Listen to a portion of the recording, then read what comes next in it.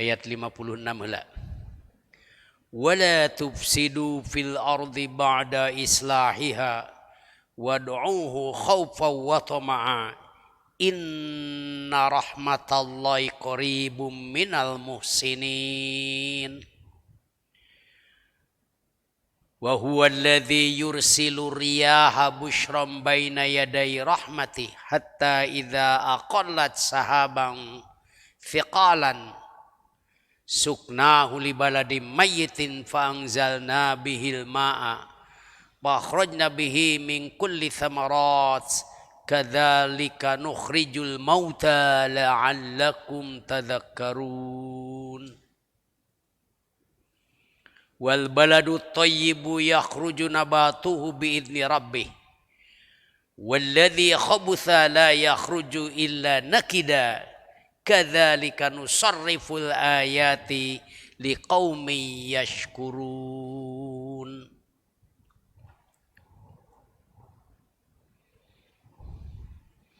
Dina ayat-ayat anu bieu jelas pisan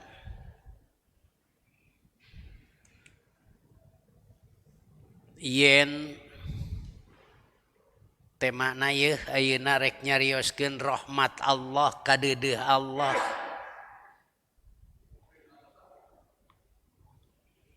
Rahmat Allah teh katida pisan seueurna kadeudeuh Allah teh. Malah dina Al-Qur'an disebatkeun kata rahmatun kitu tah aya 73 kecap sareng sababaraha rupi bentukna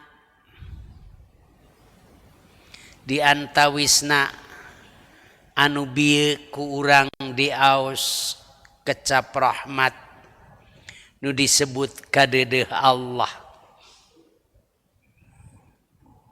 Dina ayat anu nomor 50 genep Allah dadawu wala tufsidu fil ardi montong ngaruksak ieu aranjeun teh di bumi ba'da islahiha sanggeus beresna wad'uhu khaufa wa tama'a malah aranjeun teh kudu ngadua ka Allah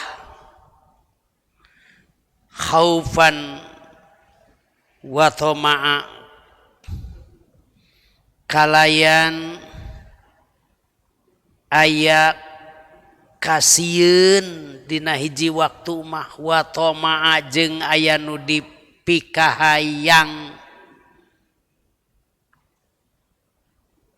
Inna rahmatallahi qarib saestuna rahmat Allah deukeut pisan minal muhsinin ti jalma-jalma nu milampah kahadean.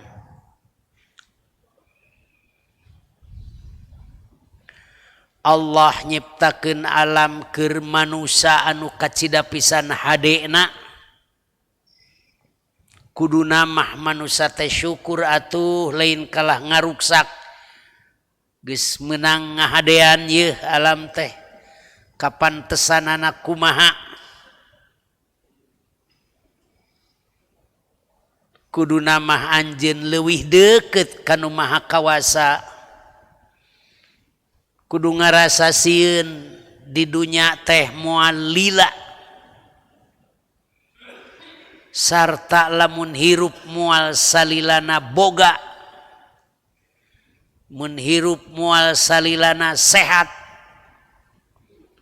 mun hirup boga umur moal angger jiga kitu wungkul kan aya perbedaanana. Urang ge yeuh punten kanu parantos 75 72 nu 75 ya masih kena 57 teu tanagana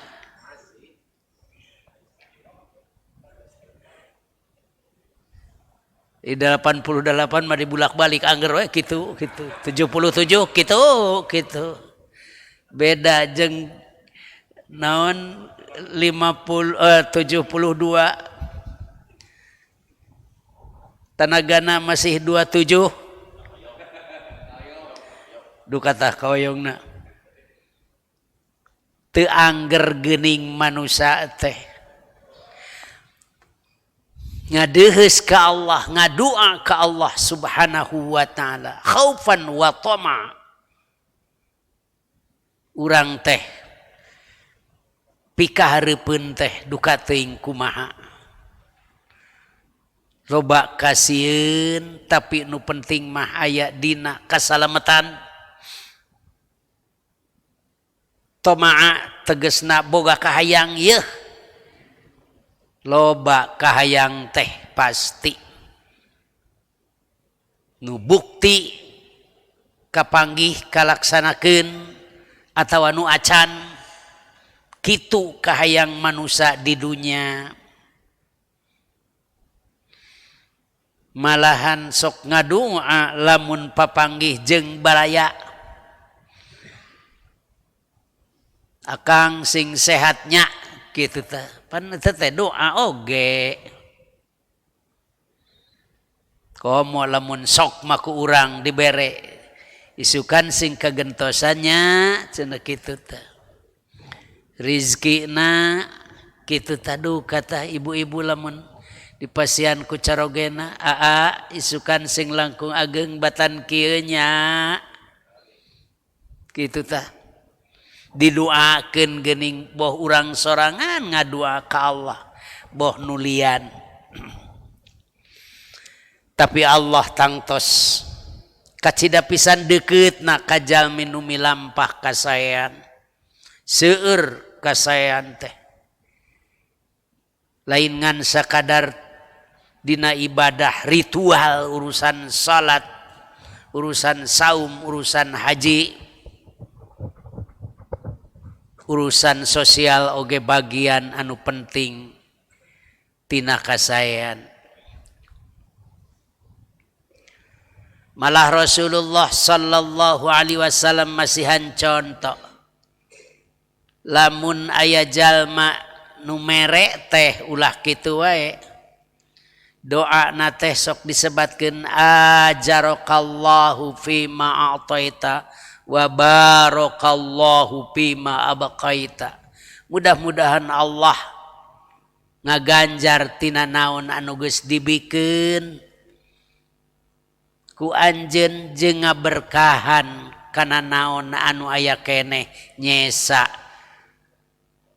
di urang tina sesa harta anu tadi parantos disodakohkeun atawa dizakatkeun teh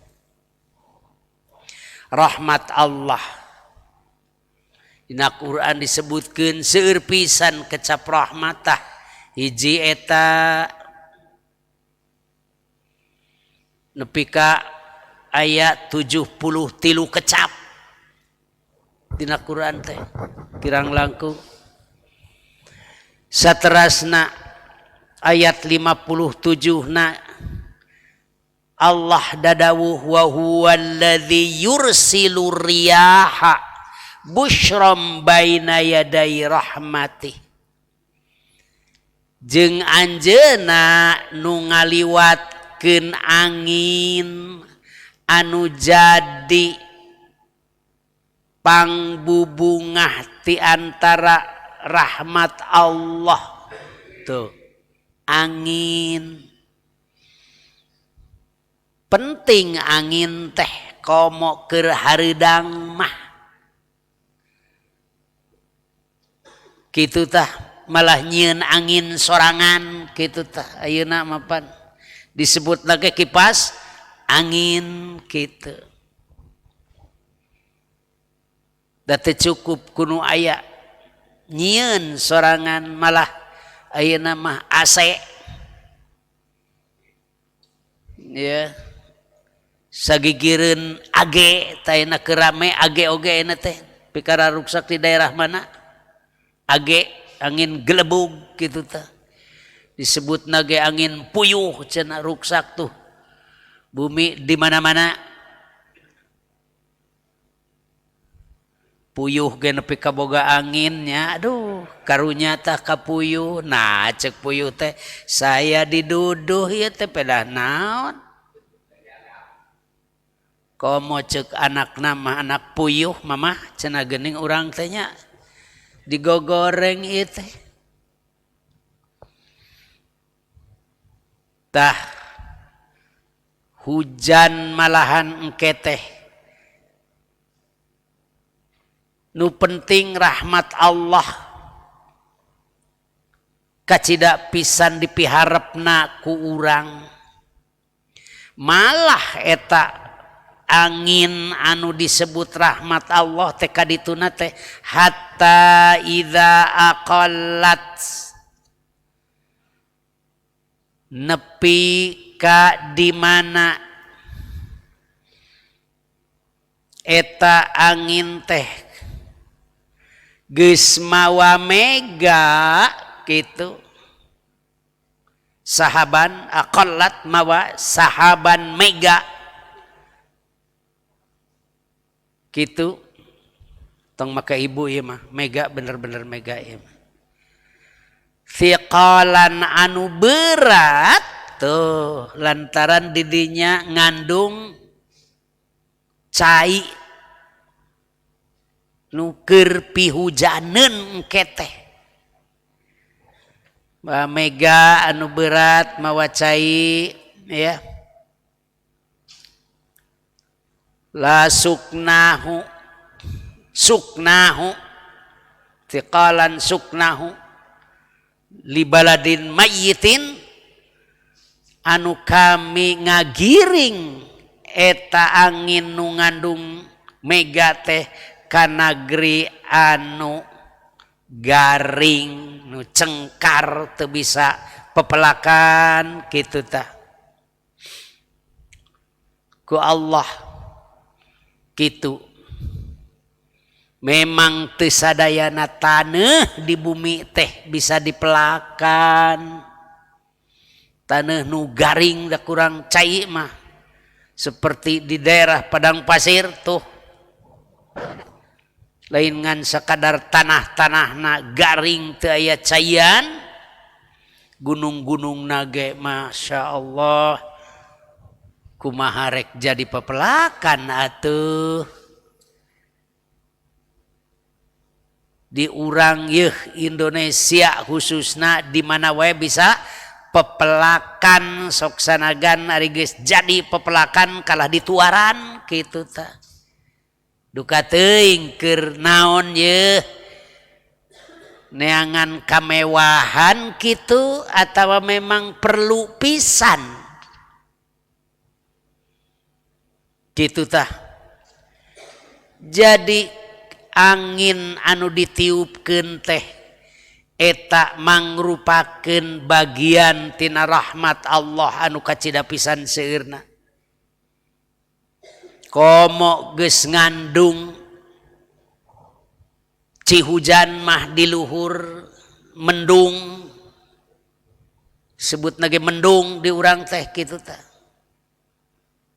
di luhur tuh geus mendung cenah malah kadituna teh sok ngahalangan kana cahaya panon poe atawa bulan tina mendung nu tadi teh ternyata didinya teh ngandung cai aya anu dicandakna dikandungna nyaeta cai hujan teh nu engke teh dihujankeun kana negeri atawa kana tanah kana taneuh anu memang garing teh disebut nageli baladin mayyitin di dieu teh ya baladin nagara ari hartos balad teh tempat ya anu paeh ceuk di urang mah kiwari garing atuh geus di hujanan mah geuning lain ngan sakadar benten hawa beda jeung dina nalika teu hujan atawa can hujan. Ayeuna di urang disebutna usum hujan kitu beda hawa teh. Duka tah mun karulem sok di simbutan wae kitu ayeuna mah komo berlipat-lipat nepi ka teu kaboro salat tahajud oge kitu da haneut cenah kitu teh basana tah hujan ayeuna kadituna Allah ngadawuh pangzalna bihil ma'a maka kami nurunkeun ku eta teh cai tegesna ci hujan teh disebutna atawa aya cai liang di urang mah disebutna teh seueur bisa jadi susukan bisa jadi walungan gitu da disimpen ku taneuh nu tadi cai teh kadituna teh lain ngan sakadar cai wungkul nu ngocor fa akhrajna bihi minats samarat maka kami ngaluarkeunana ku eta cai teh tina sagala buah-buahan bebetian gitu ku aya tatangkalan teh geuning manfaatna buah-buahan bebetian caina cauna tah pan keur urang keneh lain keur sasaha seseueurna mah teu teh teu aya cai pasti urang teh gugulunuk lah cek bahasa urang dieu mah gugulunuk oh cai-cai acan cenah kitu tah teu tah Bapak sok nyeuselan ka si nenek teu lamun teu aya cai sok cik ne atuh cai-cai yeuh pepeuriheun cau tah kitu tah. Jadi ka ibu-ibu ari si ayah keur ngaji Quran teh si ayah si kakek keur ngaji Quran teh atau si aa lah aki-aki keur ngaji Quran teh ya cai naon ye aa kitu cin teh wae nu haneut atanapi cai murni ye nu herang tah cai penting pisan komo duka teuing cenah 60% 70% awak manusia teh bucai nu penting mah memang cai teh ku Allah diciptakeun tina cai hujan teh nu eta ge diangkat keneh ku angin kaluhur ti lautan ti daratan ti danau ti situ kaluhur kacandak ku angin keneh eta oge pantes angin teh mangrupakeun bagian tina rahmat Allah Subhanahu wa taala oge sokomo didanya ngandung cai teh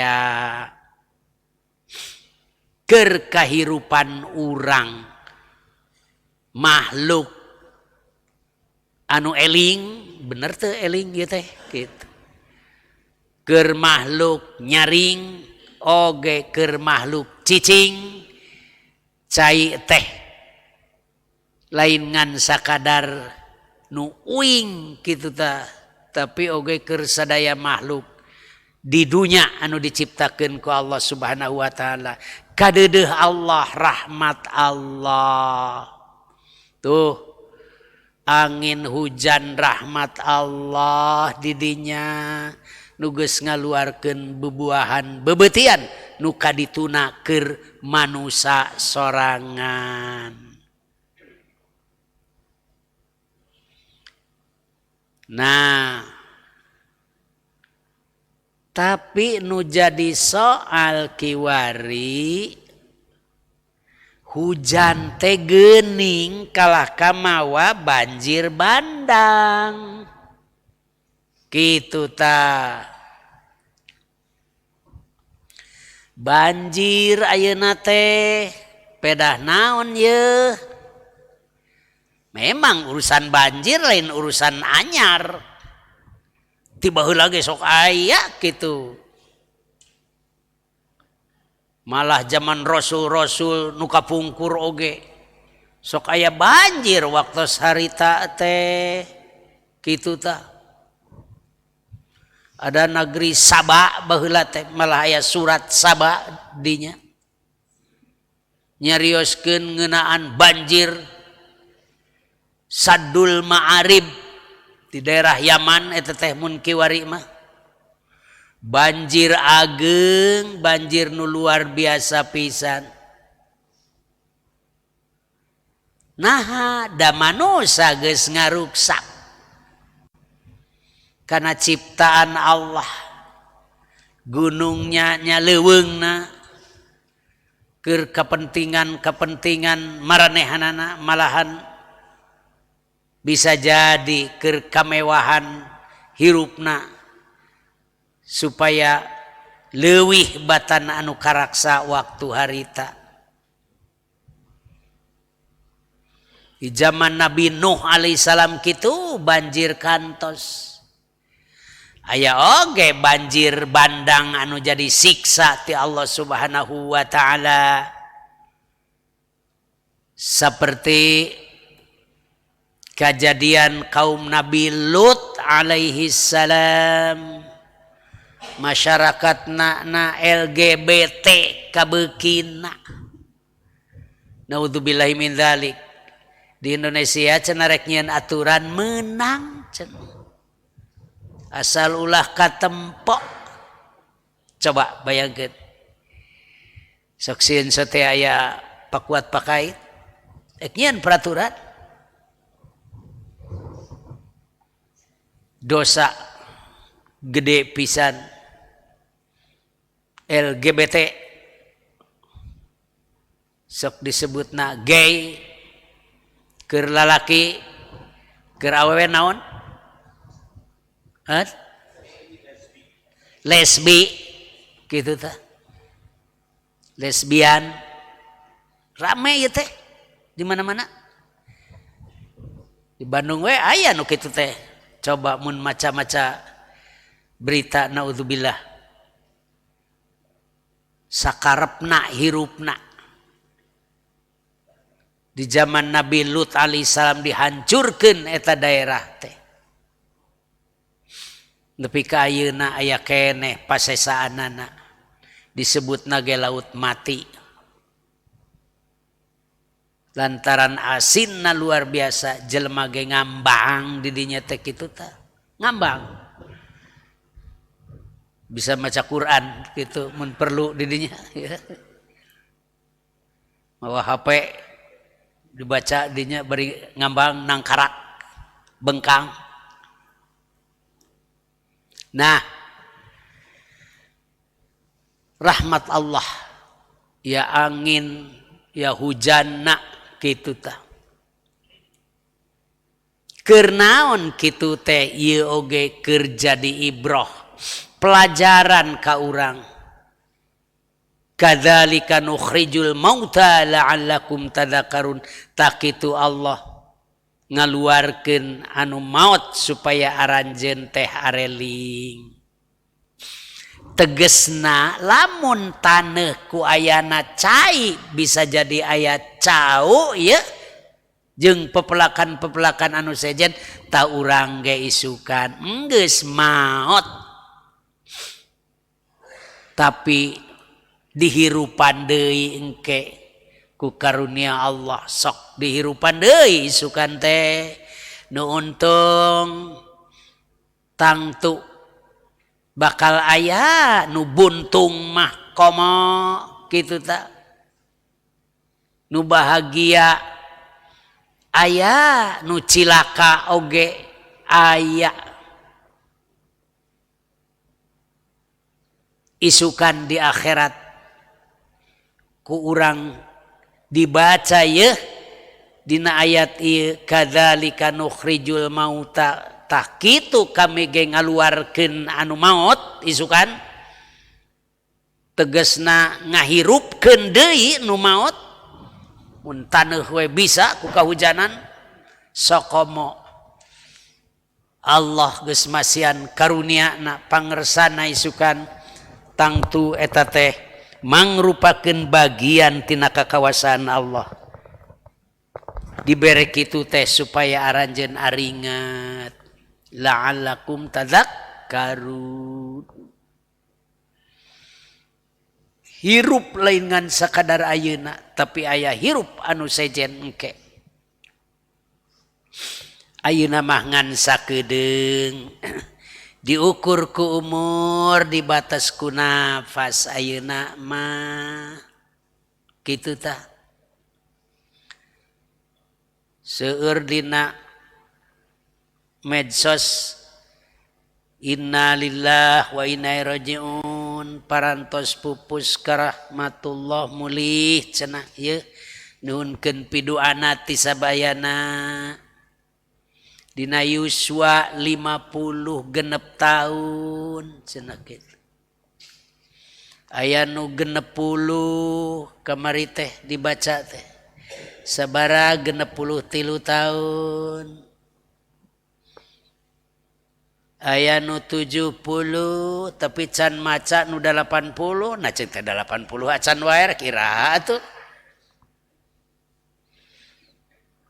teu kalah barudak ngora nu maraot teh nu gede keneh tanagana do kapedah naon tah sakomo lamun ningali TV mah nu kacilakaan busna motorna mobilna sedanna kamari itu di Cipali rame pisan keur seur mobil tabrakan di tol Cipali memang teh lamun ngalangkung kadinya sok sieun pisan gitu nanjak mengkol gitu tah di jalan eta teh nu ti luhurna tangtu oge ningali ka handap nu penting mah urusan ieu Allah anu maha uninga bahasa nage inna lillahi wa inna ilaihi rajiun gitu tah wal baladu thayyibu jeung ari di negeri anu subur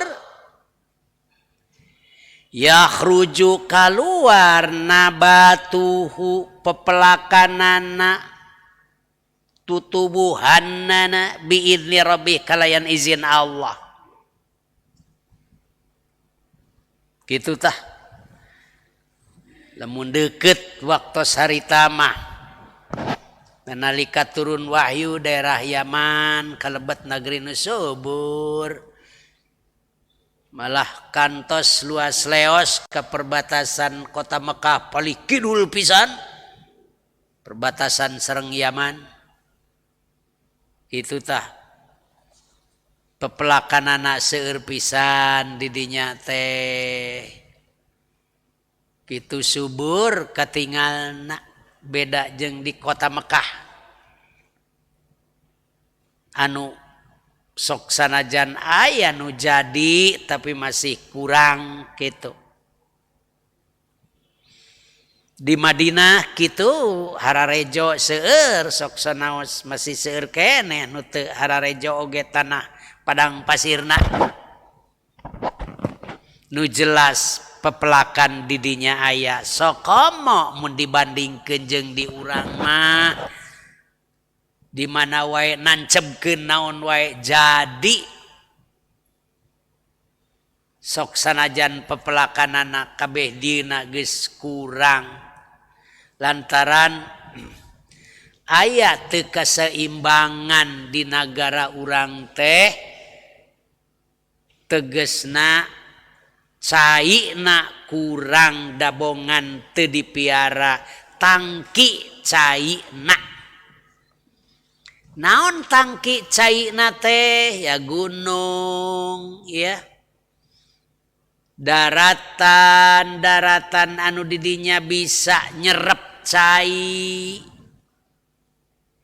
tatangkalan biasana malah anu nyimpenna tina akar-akarna ulah salah eta teh nginum teh geuning tidinya lain kalah kadituaran wae tatangkalan teh ngahieuman cenah bahasana teh kitu tong dituar atuh candak we nu ngahieumanana pan keur ngareng hapurang keneh eta teh oksigen tidinya teh tina tatangkalan teh tanah ayeuna oksigen di dunya teh geus ngurangan pisan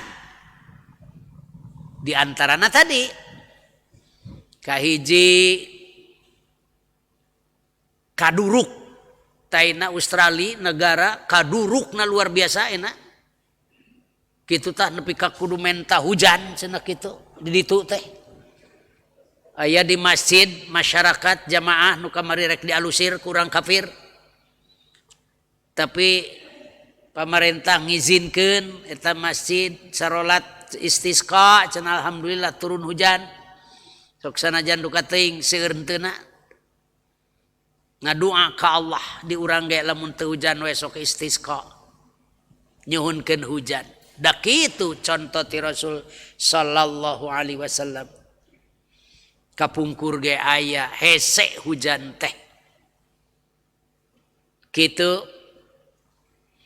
tah negeri nu hade jiga kieu seperti Indonesia aduh kuduna mah dipiara atoh cicing di dieu teh bersyukur sujud kanu agung kitu tah kalayan izin Allah akhir bulan kamari tah Desember ador-adoran ke Afghanistan mana ya tatangkalan gitu jabat tiris genep derajat wadah gitu diurang kudu namah disyukurkeun gaduh leuweung gaduh cai curcor di mana-mana susukan di mana-mana tapi geuning geus ruksak pisan susukan komo walungan pinuh ku perkara-perkara anu ngotoran kurang keneh beureun di kotoran age di antawisna di dieu mah komo ku ibu-ibu maricenan runtah wae kadinya jeung bapak-bapak maricenan runtah wae kadinya ibu-ibu jeung bapak-bapak maricenan runtah ya gitu tah urang teh ruksak negara nu kotor ieu teh pang kotor-kotorna di dunya sanggeus Cina Indonesia ku runtah-runtah teh tah ya runtah sampah plastik tina plastik dah jadi eueut oge lah ku dikurangan ena nu kieu deui we lah kitu tah tong make eta deui miceunana harrese. Nah, saterasna Allah dina ayat nomor 58 ieu nyebatkeun walladzi khabutha la yakhruju illa nakida sedengkeun ari di nagri anu henteu subur mah tutuwuhanna teh henteu jaradi angin kalawan hese beleke kitu nakida teh teu jadi hese jadina teh kitu tah eta oge kudu di siram istilahna teh cai teh keur nyiram pepelakan didinya osok oge sim kuring kantos ningali di Madinah di daerah anu kapungkur kantos Umar bin Khattab kitu meser sumur ayeuna teh aya keneh sumurna teh aduh ceung teh ye sumur aya kene ye mun di urang mah jadi naon ngaranna aya diawetkeun teh kan diabadikeun pokona ulah diganggu gitu sok sanajan aya nu ngarala cai kadinya terutama tadi keur nyiram pepelakan nu aya di dinya kitu tangkal korma jeung sabangsana disiram tina cai eta di sumur tidinya teh nu baheula diwakafkeun tan nepi ka ayeuna aya keneh kapiara sejarah lah tuh hese pikeun daerah nu teu subur mah pepelakan teh jadi si jadi tapi kudu nyiapkeun cai keur nyiramna beda jeung di urang khususna di Indonesia yeuh daerahna subur kadzalika kitu nusarriful ayati liqaumi yashkurun kami nerangkeun sababaraha kali ayat-ayat nu model kieu teh liqaumi yashkurun pikeun jalma anu parantos bersyukur pikeun jalma nu bersyukur ka Allah kitu tah nerangkeun ngeunaan rahmat Allah Subhanahu wa taala nu pakuat pakait rejeung cai mega mendung malah aya daerah namina mega mendung da didinya masalah mina mega mendung di mega mendung mah di Bogor kitu teh mata kayaknya banjir ge pantidinya cenah gitu da leuweungna parantos ngurangan malah geus beak di taluaran taneuhna oge kitu diangkutan duka teuing dibawa ka mana kota Bogor teh pan kota hujan kasohorna oge kudu nama dipiara pisan eta cai nu turun di dinya teh keur inumeun masyarakat di sekitarna malah inumeun urang Jakarta kitu tah hujan cihujan di mega mendung malah ayeuna teh keur rame kabanjiran nu disebut Jabo Tabek Jakarta Bogor Bekasi jeung Depok gitu tah gunung-gunung oge di Depok teh di Bekasi mah kateuing aya gunung teu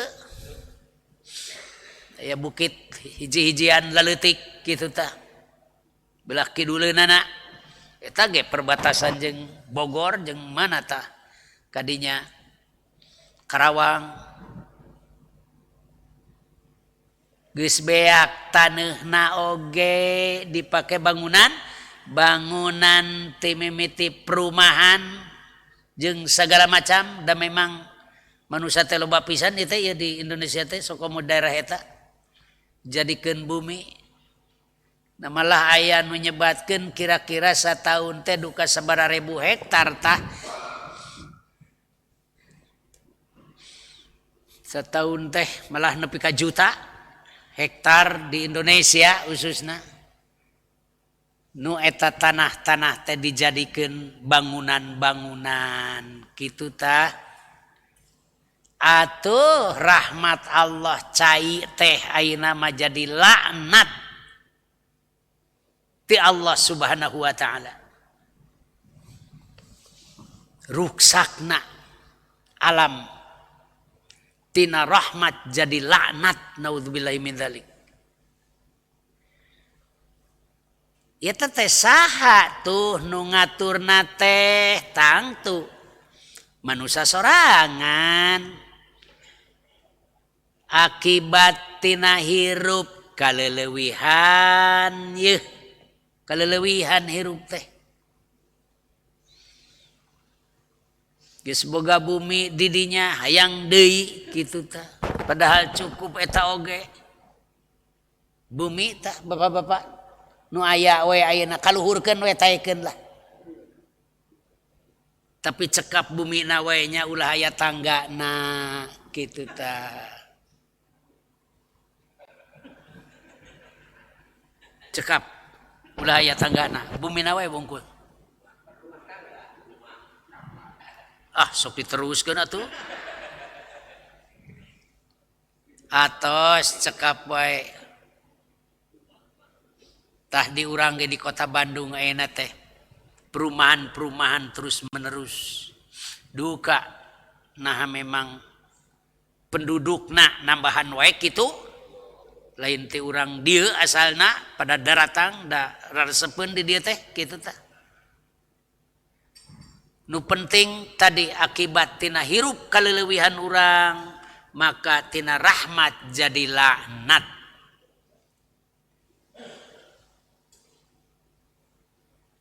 Saterusna bisa jadi ku kamubaziran teh. Bangunan itu bangunan ieu dipake henteu. Tanah we beak untuk penyerapan air we beak. Dipake henteu bangunan teh.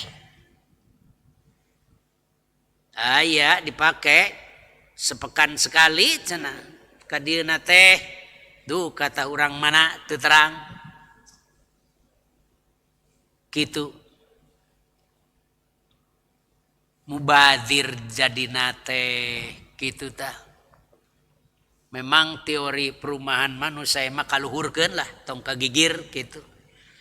Da penduduk bakal nyeuran terus kaluhurkeun ye 20 tingkat 30 atuh kitu tah supaya teu bulak-balik wae kaluhur ka hadap kitu tah ya.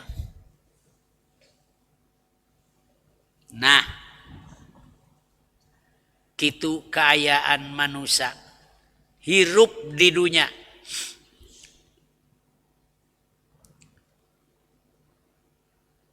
Yen tetela urang teh geuning karasa kiwari katingal kiwari rahmat Allah hujan jeung angin teh tibalik kana laknat Allah lantaran akibat kalakuan manusia sorangan kitu ta. Nu ceuk Quran na surat tos dibahas kapengker PDM mutandeun kata geus apal acan tah. A'udzubillahi minasyaitonir rajim. Dhaharal fasadu fil barri wal bahri bima kasabat aydin nas liyudhiqahum ba'dal ladzi amilu la'allahum yarji'un. Surat Rum ayat 40 hiji. Ya. Dhaharal fasad geus katembong karuksakan fil barri wal bahri di laut di darat di laut kitu tah.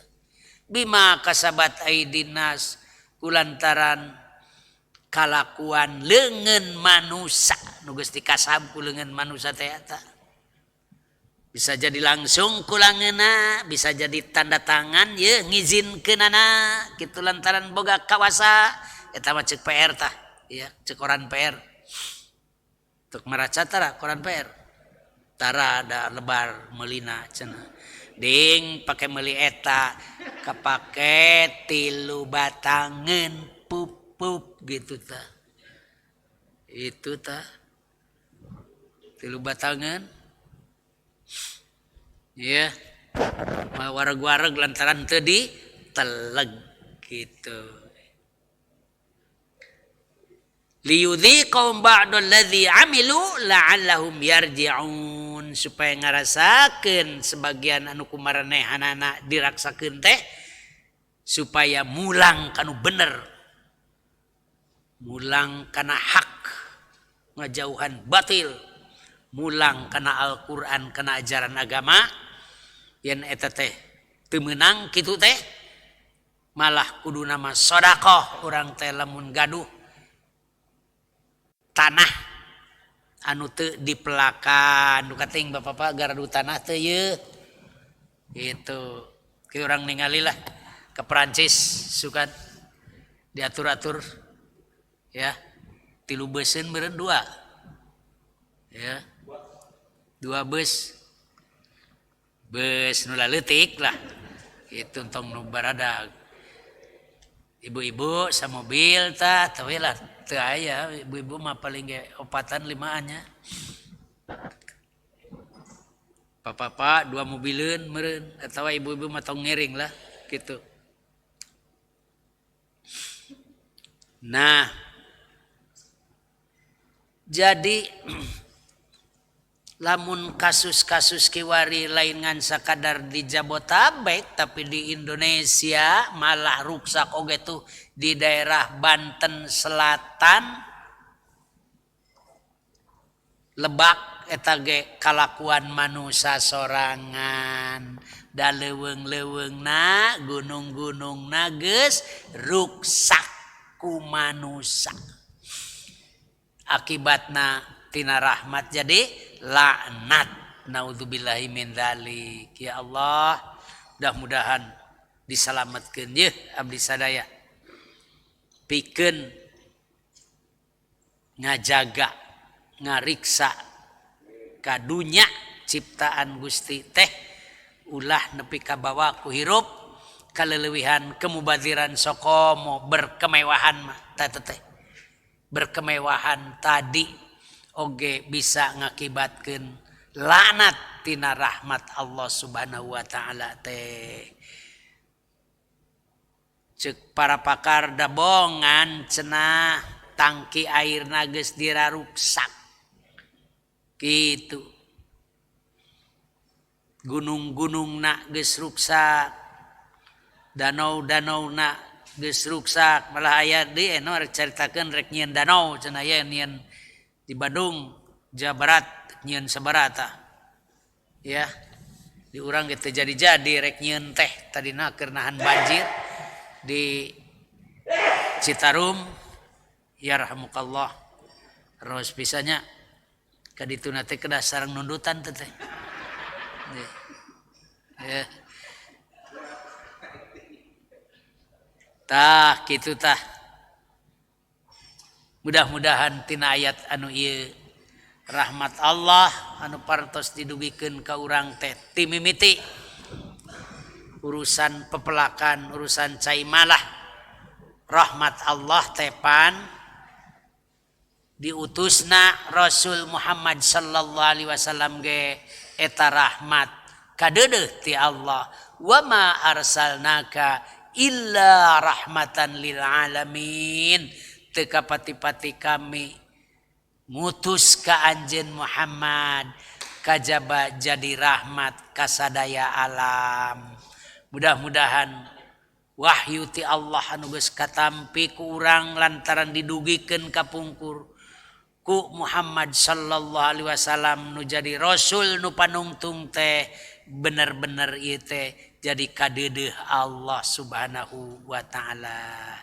Sakitu mudah-mudahan urang aya dina magfirah Allah kana sagala dosa nu ageng nu alit mudah-mudahan aya dina magfirah Allah Subhanahu wa taala. Oge ka sepuh-sepuh urang anu aranjeunna tos mulang ka alam naon kalanggengan mudah-mudahan oge aranjeunna kenging magfirah Allah Subhanahu wa taala sarta ditempatkeun di tempat anu mulia. Takapayuna mudah-mudahan rahmat Allah ka urang teras dilimpahkeun anu tangtos urang teh kanggo ibadah ka Allah Subhanahu wa taala. Rabbana la tuzigh qulubana ba'da idh hadaitana wa hab lana min ladunka rahmah innaka antal wahhab. Rabbana atina fid dunya hasanah wa fil akhirati hasanah qina adzabannar. Aqulu qouli hadza astaghfirullah li wa lakum. Wassalamualaikum warahmatullahi wabarakatuh.